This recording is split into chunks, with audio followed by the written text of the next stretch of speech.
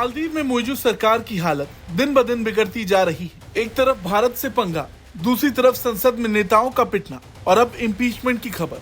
ऐसा लग रहा पूरा देश मौजू के खिलाफ हो गया है।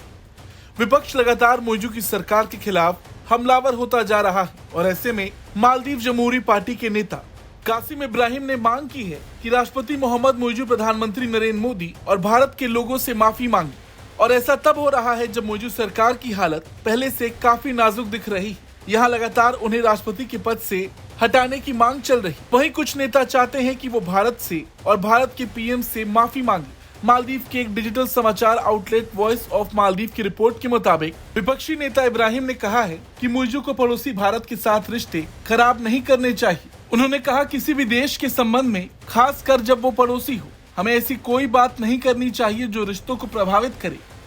देश के प्रति हमारे कुछ कर्तव्य हैं जिस पर विचार किया जाना चाहिए। राष्ट्रपति सोले ने इस पर विचार किया था और इंडिया आउट कैंपेन पर प्रतिबंध लगाने के लिए एक राष्ट्रपति आदेश जारी किया था। अब यामीन, जिन्होंने इंडिया आउट कैंपेन में मौजू का साथ दिया था, वो सवाल कर रहे हैं कि मौजू ने सोले के राष्ट्रपति रहते हुए दिए गए फैसले को रद्द क्यों नहीं किया।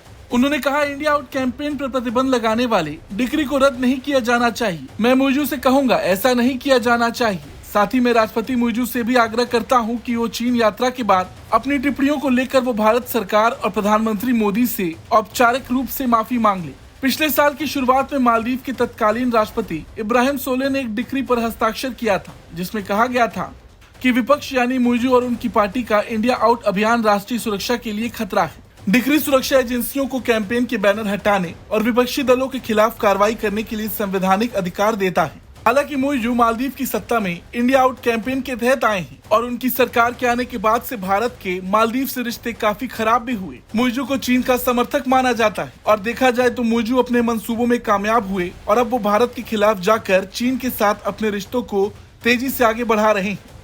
जनवरी की शुरुआत में ही वो 5 दिनों के लिए चीन के आधिकारिक दौरे पर गए थे। उनके चीन दौरे के बीच ही भारत और मालदीव में राजनयिक विवाद छिड़ गया था जब उनके 3 उप मंत्रियों ने पीएम मोदी के खिलाफ आपत्तिजनक टिप्पणी कर दी थी।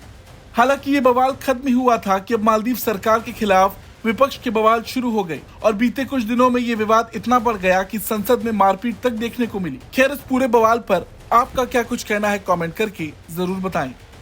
ब्यूरो रिपोर्ट, भारत तक।